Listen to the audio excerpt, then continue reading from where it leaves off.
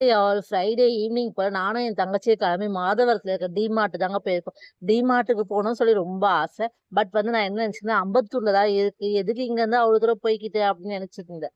ஆனா எப்படியாவது ஒரு நாள் போகணும் அப்படின்னு ஃபிக்ஸ் பண்ணி வச்சிருந்தேன். தங்கச்சி சொன்னா அம்பத்தூர்லாம் இல்ல, நம்ம மாதவரத்திலேயே ஒரு டிமார்ட் இருக்கு, வா போய் பாத்துட்டு வரலாம் அப்படின்னு. அவளுக்கும் ஆசை அங்க போகணும். சரி சொல்லி 2 பேரும் கிளம்பி போயிருந்தோம். அங்க போயிட்டு இந்த கண்ணாடி பொருள்லாம் பார்த்தா அப்படியே ஆசையா இருக்குங்க. இந்த பொருளை பார்த்தாலும் வாங்கிடலாம் வாங்கிடலாம்னு சொல்லி ஆசையா தான் இருக்கு. தங்கச்சி எப்படின்னா ஆசைய தூண்டி விட்டுருவாங்க மேடம். அதுக்கப்புறம் எல்லா செலவையும் நம்ம தலையில கட்டிடுவாங்க. அதனால கொஞ்சம் உஷாரா ஆயிட்டேன். போகும்போதே ஸ்டார்ட் ஆயிடுச்சுங்க. வண்டிக்கு யார் பெட்ரோல் ஊத்துவான்னு. நான் அப்பயே சொல்லிட்டேன். நான் டிமார்ட்க்கு எனக்கு வாங்குறதுக்காக வரல. உனக்கு வாங்குறதுக்காக தான் நான் வந்திருக்கேன்.